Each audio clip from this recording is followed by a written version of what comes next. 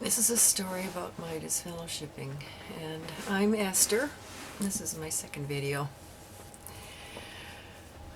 Sometimes when I climb into bed and turn out the lights, I am still flooded with memories of the tribunal of elders who disfellowshipped me. After one short announcement with my name in it, the process of getting disfellowshipped quite literally cut me off from my family. My kids were told they could no longer have association of any kind with me. My daughter called long distance from Vancouver. I lived in Saskatoon at the time. I think that's about 3 provinces away. She heard the news within a few days and called me to ask, with a quiver in her voice, "Mom, is it true you are disfellowshipped?" I bet she was really scared to call, but she did.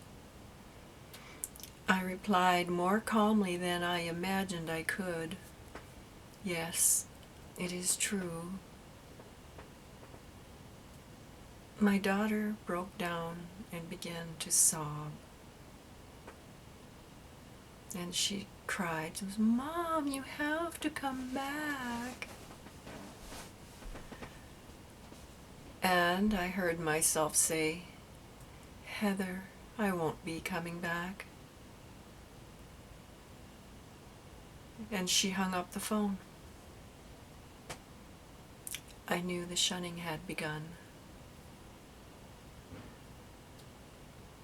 My grown children attended different kingdom halls than me, yet apparently they had been notified of my getting disfellowshipped.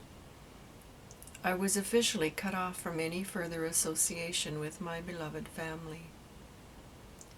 Why didn't I try to save myself?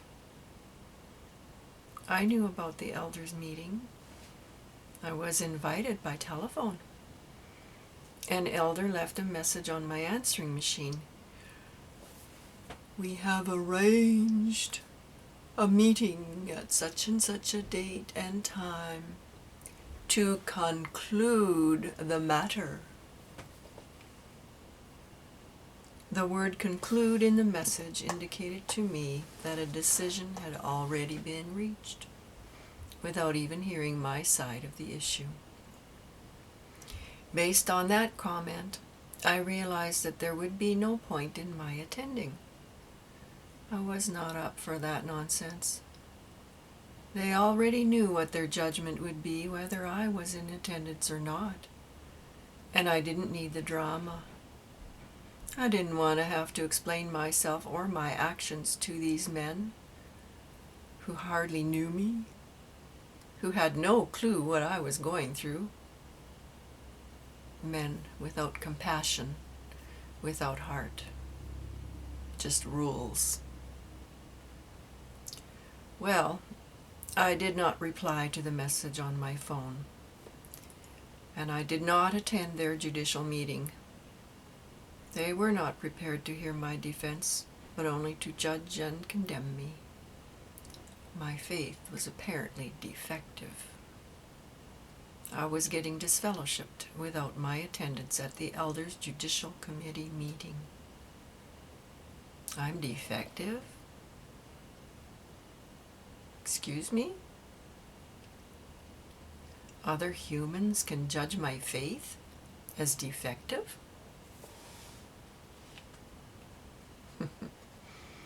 Not so fast. This news came as I was still grieving over my mom's death.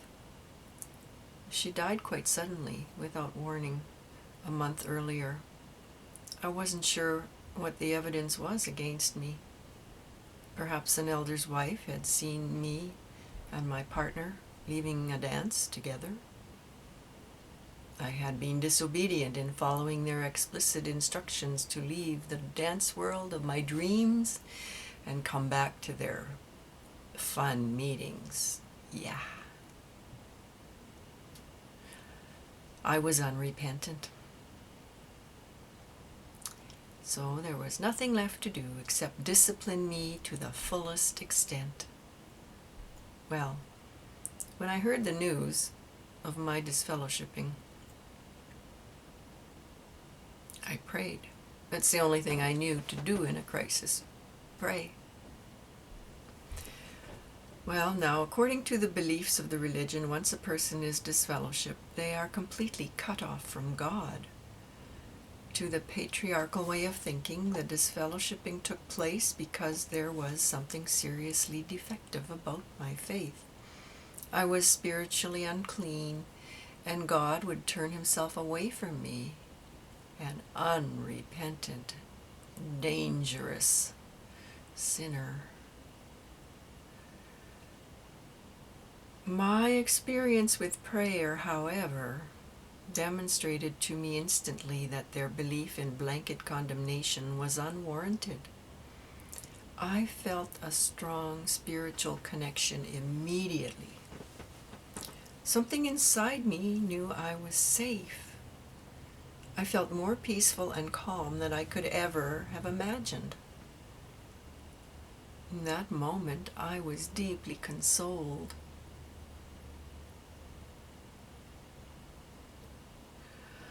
The comfort I felt was amazing. It was so utterly contrary to what my belief system had been up to that point. I realized what my parents' religion taught about an external, cruel, unforgiving God could not possibly be the truth.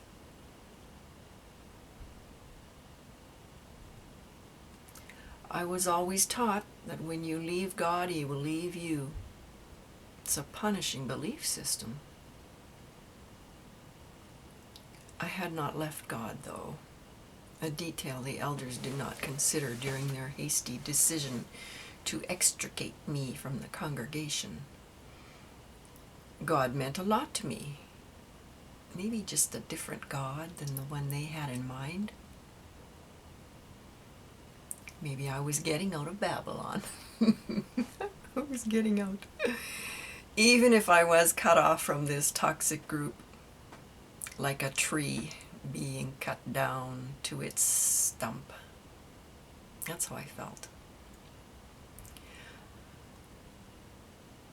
So on the one hand, I felt this peaceful feeling come over me, but on the other hand, I could have laid down and died.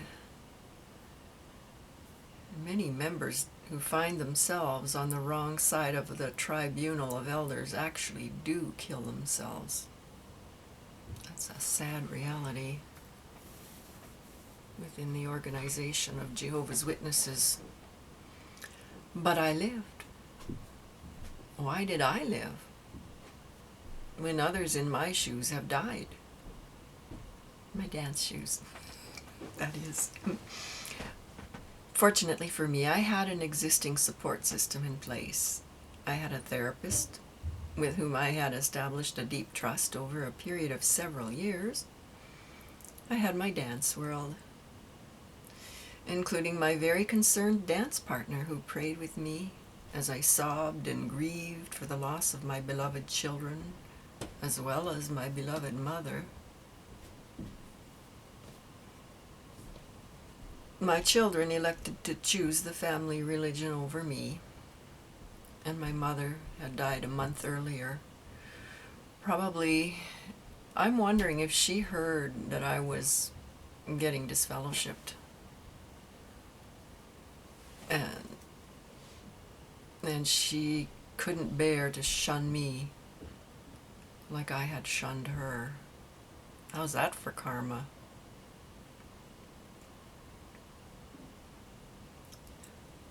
Anyway, I was able to survive. To get away from that unhealthy environment of being shunned, I moved to Vancouver, British Columbia. I found another dance community, and I resumed dancing. I found a roommate, very interestingly, through a friend of mine in Saskatoon, one of my dance friends, and she helped me hook up with a group there. And That was a saving grace, really. So I resumed dancing in my new place, and well, I had a job. That's why I moved, was I had a promise of a job if I was to move, and it was related to my old job in Saskatoon that I had just been laid off of a few months before. So I felt like a tree who was cut down, yet I have seen new baby trees emerge from existing stumps, pardon me, trumps, stumps. Out of my stump emerged some new growth. A baby tree had come forth. The tribunal of elders who judged me could not ever destroy my faith. I was going to be okay. I was healing because perhaps I believed in myself enough. If a tree stump could regenerate itself, so could I. So could I. I was jubilant. It was true. The pain in my body is gone. I now stand straight and tall. I have a coat that tells the story. I used to wear that same coat as a member of the religion, where the belt used to tie just under my chest.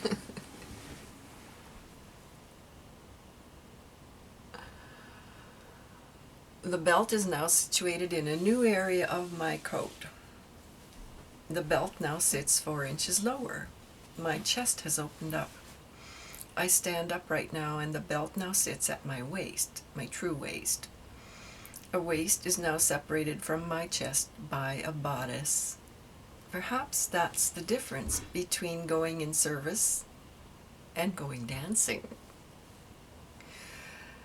Now I do something I'm passionate about instead of something some cult tells me I should be doing. It's easy to stand tall when I'm engaged in an activity that I love. Thank you, soul.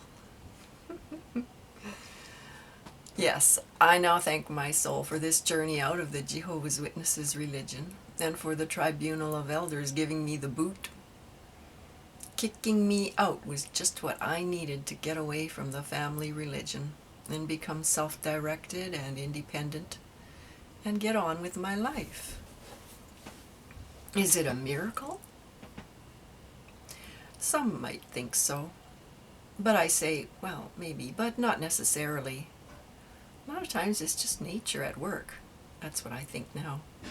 No matter what I or anyone else thinks, the entire situation leaves me with a curious question. Why is my health improving now that I've left the Jehovah's Witness religion? Why do I now stand straight and tall when I was actually developing a hunchback while a member of the cult? Again, I'm sure it's because of my change of healthy activities. Trees in nature and the coat both tell 2 different tales, but together they reveal the whole story. That's what I think about it. That's the way I think. I attribute my improved health to choosing a healthier lifestyle. I'm grateful that I can trust myself finally.